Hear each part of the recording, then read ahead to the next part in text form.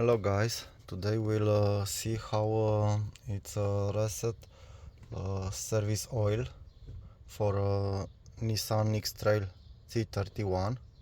So first is need to turn on ignition. After that have this switch, so is need to push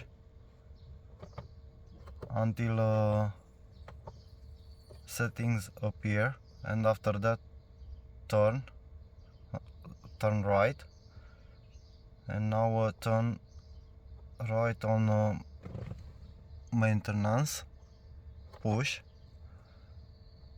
service, push, reset.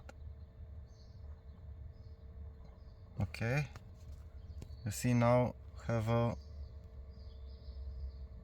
30,000 kilometer until that